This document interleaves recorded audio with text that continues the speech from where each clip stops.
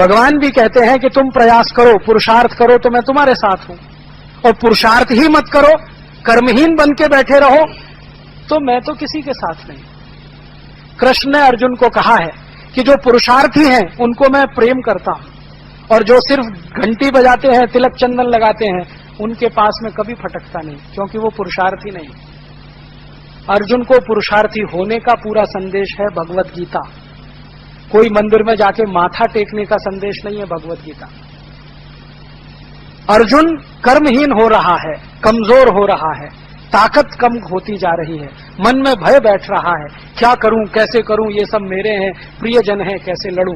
तो कृष्ण ने भगवत गीता सुनाई है, और वो पुरुषार्थी बनने के लिए सुनाई है। रामचंद्र जी की कहानी हम पढ़े, राम की कथा पुरुषार्थी होने की कथा है। पूरा का पूरा उनका जीवन एक ही संदेश देता है, पुरुषार्थी बनो। अगर राम ने ये सोच लिया होता मैं तो अयोध्या से अकेला जा रहा हूं, मेरे साथ तो एक पत्नी है और आधा मेरा भाई है लक्ष्मण, मैं कैसे लड़ूंगा रावण से, तो वो तो निकले ही नहीं होते घर से कभी। हम सब जानते हैं कि राम सेना लेके नहीं निकले थे, राम दास दासियों को लेके नहीं निकले थे, घर से वैभव और संपत्ति लेके नहीं निकले थे, अकेले निकले थे अपनी पत्नी और भाई के साथ। नहीं निकले होते तो राक्षस संस्कृति का ही इस देश में बोलबाला होता, बाकी तो कुछ होता नहीं इस देश में। लेकिन निकल पड़े, वो निकल पड़े तो भील, कोल, किन्नर, नर सब उनके पीछे लाखों की संख्या में खड़े हो गए, और रावण जैसे शक्तिशाली राजा को परास्त कर दिया। तो दुनिया में कोई भी आदमी कोई काम करता है तो अकेला ही निकलता है। तो आप ये मत सोचिए कि मैं अकेला हूं, मैं क्या कर सकता हूं। अकेला आदमी तो बहुत कुछ करता है, संकल्प होना चाहिए। तो मुझे लगता है कि आजादी के स्वदेशी आंदोलन के 100वें वर्ष पर, वंदे मातरम आंदोलन के शताब्दी वर्ष पर कुछ तो संकल्प करें अपने मन में, और इतना ही संकल्प करें कि हम भारत को भारतीयता की तरफ ले जाने के लिए जीवन भर प्रयास करेंगे। सफल हो या ना हो ये दूसरी बात है, प्रयास हम करेंगे। क्योंकि कृष्ण ने हमें कहा है कि तुम चिंता मत करो, फल की चिंता तुम करने के अधिकारी नहीं हो, तुम काम करो, प्रयास करो, फल मिले ना मिले, मा फलेषु कदाचन। तो हम प्रयास करें, पूरी ईमानदारी से करें, कर्मठता से करें, निष्ठा से करें, तो शायद आने वाले 3 साल, 5 साल, 10 साल में ये देश भारतीयता की तरफ लौट सकता है, समाज भारतीयता की तरफ लौट सकता है। और नहीं करेंगे तो जो पीढ़ी जवान हो रही है ना, ये आपकी आंखों के सामने ही इस देश को खड्डे में ले जाके डालने वाली है, आपके देखते देखते।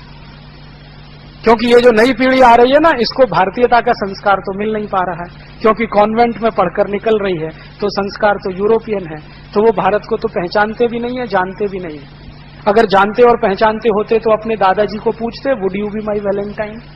वो तो ये कहते कि भाई हम तो रक्षाबंधन मनाएंगे हमारे कॉलेज में, हम ये वैलेंटाइन डे नहीं मनाएंगे। अगर जानते बूझते समझते तो, अगर हमारी युवा पीढ़ी जानती बूझती समझती तो अब कॉलेजेस में फैशन परेड होने लगी है, यूनिवर्सिटीज में फैशन परेड होने लगी है। ये होता क्या, हमने अपने बच्चों को उन फैशन परेडों में पहले से ही शामिल करने का तय कर लिया है। छोटे छोटे नर्सरी स्कूलों में फैशन परेड होने लगी।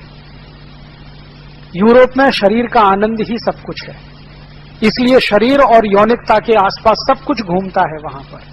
भारत में शरीर का आनंद कुछ भी नहीं है। तो हम तय करें जाना किधर है, और ये मेरे लिए और आप सबके लिए बहुत सही समय है कि अब हम देश के बारे में चिंतन करें। चिंता कम करें, चिंतन ज्यादा करें। ज्यादा लोग चिंता से ग्रसित हैं, हाय क्या होगा, हाय क्या होगा। चिंता छोड़िए, चिंतन करिए, रास्ते निकलेंगे उसमें। तो आज भारत और यूरोप का चिंतन मैंने आपके बीच में इसलिए रखा कि हम तय करें हमें जाना किधर है। अगर हम भारत और भारतीयता की तरफ जाना चाहते हैं तो ये मान लें कि हर देश की सभ्यता उसकी भौगोलिक परिस्थिति के हिसाब से तय होती है। भारत एक गर्म देश है या समशीतोष्ण जलवायु का देश है, तो यहाँ की सभ्यता में हर वो चीज होगी जो प्रकृति से संबंधित है। यूरोप ठंडा देश है, उस ठंडे देश की सभ्यता में जो कुछ भी होगा वो उनकी प्रकृति से जुड़ा हुआ होगा। अब वहां से कुछ आया है और हमने बिना सोचे समझे उसकी नकल कर लिया तो हमको ही नुकसान करेगा, उनको नहीं करेगा। आपके घर में किसी बच्चे का जन्म हुआ, लातूर म्युनिसिपल कॉरपोरेशन से आपको बर्थ सर्टिफिकेट लेना है तो बिना रिश्वत के संभव नहीं है। यहां से शुरू होती है लूट। जन्म हुआ, वहीं से भ्रष्टाचार शुरू। आपको उसका जन्म प्रमाण पत्र चाहिए, वो घूस दीजिए, रिश्वत दीजिए, तभी मिलेगा। और जब मृत्यु होगी उसकी, तब डेथ सर्टिफिकेट चाहिए, वो भी बिना रिश्वत के नहीं मिलेगा। तो जन्म से शुरू होकर मृत्यु तक जितनी क्रिया विधि आप करते हैं सब में लूट होती है, और यही लूट का पैसा विदेशी बैंकों में जमा होता है। और इसी पैसे का टैक्स जस्टिस नेटवर्क ने कैलकुलेशन किया, 258 लाख कोटी है 2006 तक। मैं उसमें जोड़ रहा हूं 2010 तक ये 300 लाख कोटी से ज्यादा हो गया। अब हमारे सामने आखिरी बात मैं आपसे रखना चाहता हूं कि क्या करें अब हम। अंग्रेजों ने लूटा, काले अंग्रेज लूट रहे हैं। अंग्रेजों ने जो सिस्टम बनाया, काले अंग्रेज उसी को चला रहे हैं। हम क्या करें? तो दो रास्ते हैं अपने पास। एक रास्ता है जो हो रहा है अच्छा हो रहा है, आगे होगा और भी अच्छा होगा, तुम क्यों व्यर्थ चिंता करते हो, तुम क्या लाए थे क्या ले जाओगे। ये एक रास्ता, जो हो रहा है अच्छा है। माने पुढ़ारी लूट रहे हैं तो अच्छा हो रहा है, आगे और लूटेंगे तो और अच्छा होगा। तुम क्यों चिंता कर रहे हो भाई, लूटने दो देश को। और ये बात को कहने के लिए श्री कृष्ण का उदाहरण देते हैं। ये तो श्री कृष्ण ने कहा जो हो रहा है अच्छा हो रहा है, आगे होगा और भी अच्छा होगा, क्यों व्यर्थ चिंता करते हो, देश लूट रहा है तो अच्छा हो रहा है, आगे लूटेगा और अच्छा होगा, तुम क्यों परेशान होते हो। ये तो श्री कृष्ण का। ये हमारे देश में कहने वाले बहुत लोग हैं।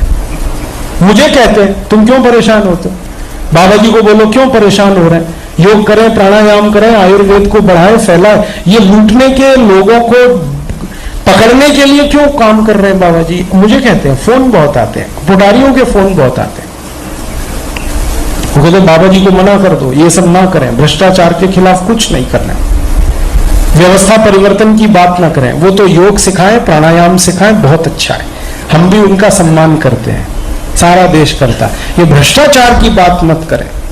ये मुझे कहते हैं और मुझे सुनाते तुम क्यों परेशान हो, व्यर्थ चिंता क्यों करते हो, जो हो रहा है अच्छा हो रहा है, आगे होगा और भी अच्छा होगा। तब मैं उनसे पूछता हूं कि श्री कृष्ण ने ये कब कहा था, ये तो बताओ। कोई भी बात जो होती है उसका कोई संदर्भ होता है, कंटेक्स्ट होता है। कौन से संदर्भ में श्री कृष्ण ने यह कहा था? श्री कृष्ण ने यह तब कहा था जब अर्जुन युद्ध लड़ने को तैयार नहीं, अर्जुन को युद्ध के लिए तैयार करना पड़ा और श्री कृष्ण ने उसके लिए 18 अध्याय की गीता सुनाई। और युद्ध के मैदान में, ध्यान रखना, बेडरूम में नहीं, बेडरूम में नहीं, ड्राइंग रूम में नहीं, डाइनिंग रूम में नहीं, लिविंग रूम में नहीं, युद्ध के क्षेत्र में, युद्ध के मैदान में गीता सुनाई है उन्होंने। माने गीता लड़त करने की पुस्तक है, ड्राइंग रूम में बैठने वाली और पढ़ने वाली पुस्तक नहीं है, क्रांति वाली पुस्तक है।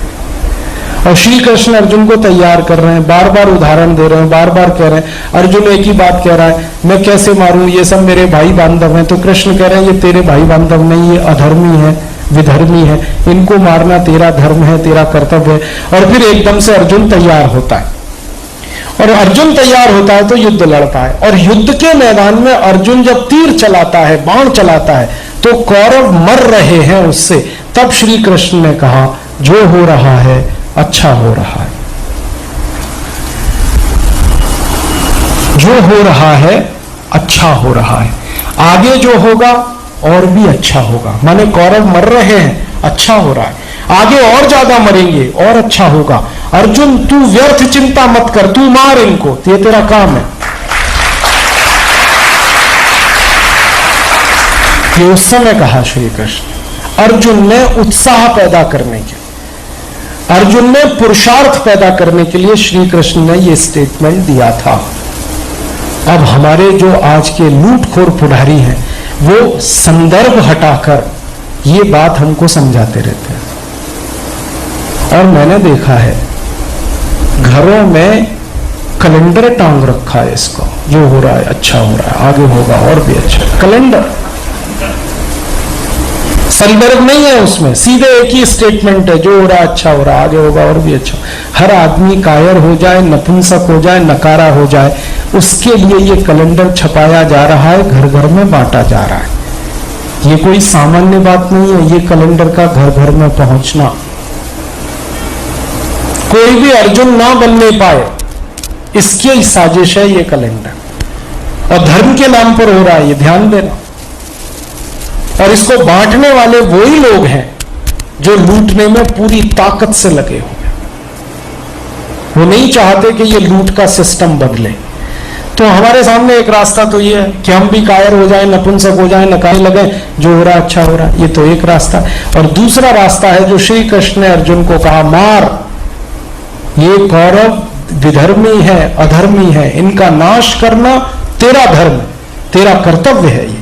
और तू सोचना छोड़, मेरे ऊपर छोड़, मैं सोचूंगा तेरे क्या होने वाला क्या नहीं, पहले इनको मार। तो दूसरा रास्ता ये है। अब हमको तो ये दूसरा रास्ता पसंद आया, जो श्री कृष्ण ने अर्जुन को उत्साह देने के लिए, पुरुषार्थ देने के लिए